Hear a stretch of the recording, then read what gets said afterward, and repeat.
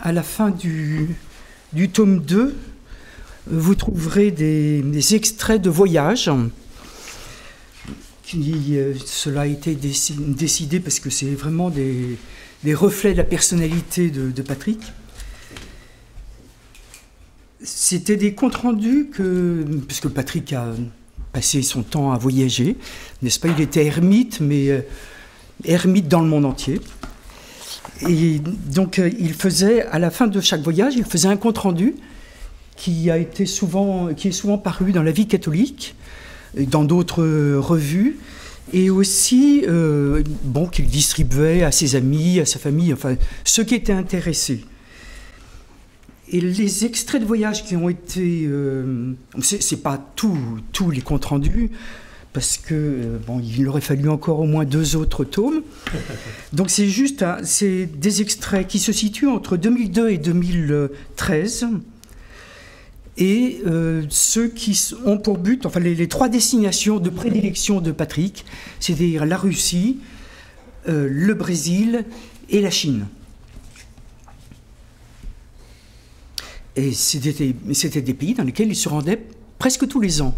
Donc il a vraiment suivi attentivement l'évolution des pays, et c'était tout à fait passionnant de voir... c'est des comptes rendus extrêmement vivants. Il a en fait... Ah oui, et puis à la fin, il y a quand même un voyage en Inde et un voyage en Iran qui est absolument extraordinaire, où il a été invité par les mollahs avec sa grande croix en clergyman et tout. Pas de problème. Et donc ce sont... en fait, ces voyages ne sont pas du tout du tourisme, ni des voyages de routard. C'est vraiment des rencontres, des rendez-vous avec des communautés pour apporter à ces communautés les connaissances absolument nécessaires pour leur permettre d'évoluer et de grandir malgré les difficultés locales. Et en même temps, ces comptes rendus sont vraiment le reflet de la personnalité de Patrick. On sent un enseignement orienté vers le meilleur. Le meilleur, c'est Jésus. Il n'y a pas de surprise. Il y a une ouverture aux autres. Il est en même temps vraiment extrêmement... il a cette propension vers le spirituel. Et en même temps, il est profondément incarné. Et il est totalement stupéfiant parce que pour lui, il n'y a ni décalage horaire, ni barrière de langue, ni barrière de climat. Enfin, il est tout à fait exceptionnel. Il n'est jamais fatigué. Il peut enchaîner des heures d'avion, de train, de voiture, et il arrive frais et dispo devant ses communautés pour leur apprendre Aristote, n'est-ce pas? Jésus, n'est-ce pas? Et devant des communautés qui ne sont pas forcément qui peuvent être des communautés religieuses, mais qui sont aussi des laïcs, croyants ou non. Donc il est vraiment ouvert à tout le monde. Et dans ces comptes rendus, vous verrez la fine connaissance et l'analyse profonde des pays qu'il a visités, enfin qu'il visite, et le regard d'amitié sur chacun. Et en fait, je continue à la fin du tome 3 que va vous présenter Paul. Il y a aussi 2 types d'extraits. Un extrait d'homélie. Alors c'est pareil, c'est vraiment un petit extrait. Ce sont des homélies qui ont été prononcées entre 2002 et 2016.